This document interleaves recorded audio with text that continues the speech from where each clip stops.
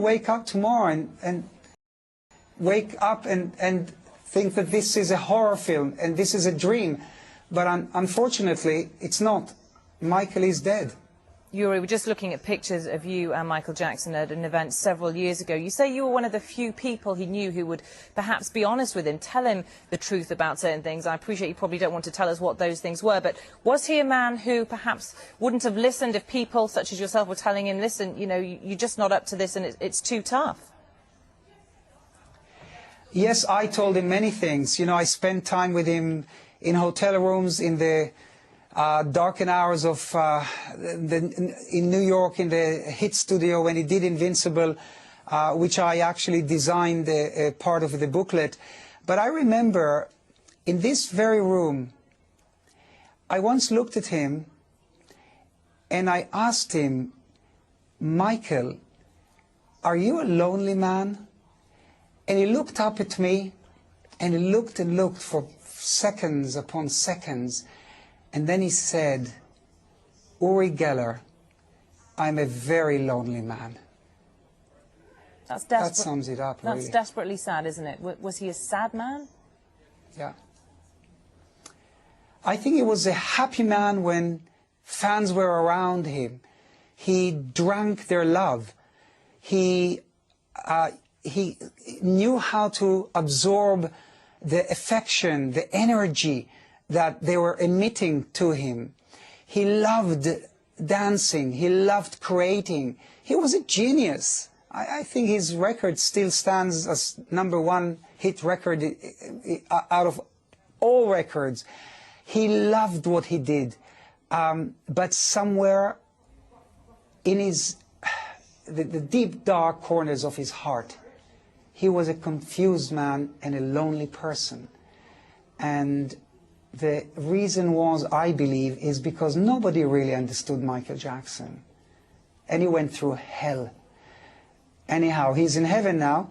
He's definitely in a better place than we are in. So God bless him, and thanks for, you know, for everyone's prayers right now to Michael Jackson from around the world. Thank you. Yuri, you say he went through hell. Are you referring to the child molestation charges there? Yes, I'm referring to that.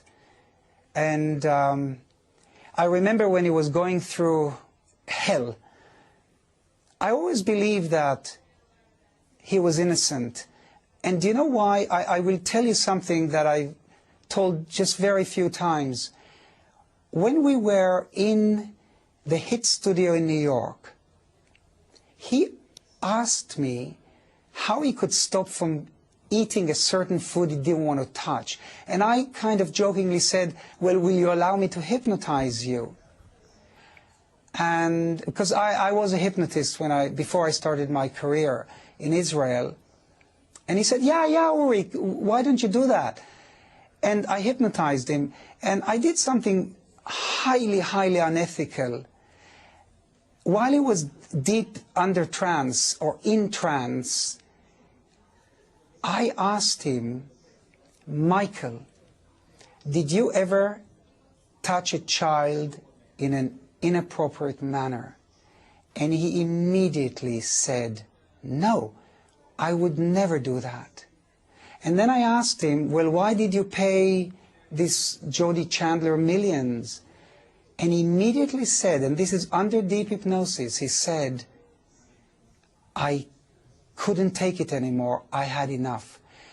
To me, this was a personal validation that the man was innocent, and innocent he was found to be.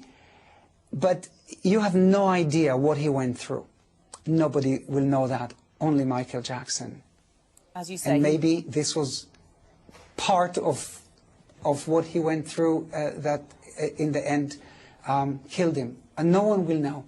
Yeah, I was going to say, how much did this impact on him in his later years? He was found innocent, but the controversy never really went away, did it? You know, the media sometimes can be very vicious. You know, they build you, they devastate you, they put you on a pedestal and they shatter the pedestal. And there were many media outlets that still, especially radio stations in the United States, that still referred to him in a very negative manner. And come on, Michael was an American. To hear that coming from American media wasn't nice to hear, and it affected him, no doubt. But then Michael was a genius. Once again, there was so much more to come from him. I can only tell you that I had rows, and there were times that I did not speak to him. I know that when he came here the last time, he asked a friend, "Hey, where is Uri Geller? Let's call Uri." There were times where I would not speak to him for certain reasons, my own reasons, but I am now shattered like everyone else. I am saddened, I'm speechless, and I cannot believe that Michael is no longer with us. It's unbelievable.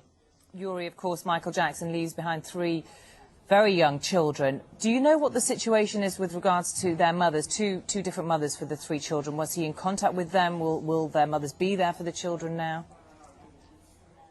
I do not want to comment on that.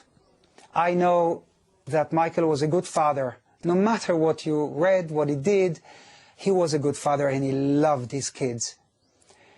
He loved his kids. I never forget the day when we sat at a private screening in New York watching a movie, and the way he treated his children was like a great down-to-earth dad. He loved them. That's it. And what about the rest of Michael Jackson's family? Just briefly, what were his relations? He did have a controversial relationship with his father. Well, I remember once Michael telling me something.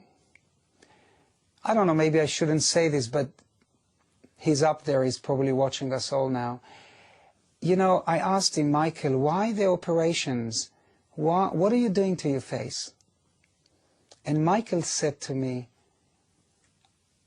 I don't want to look like my father. That startled me.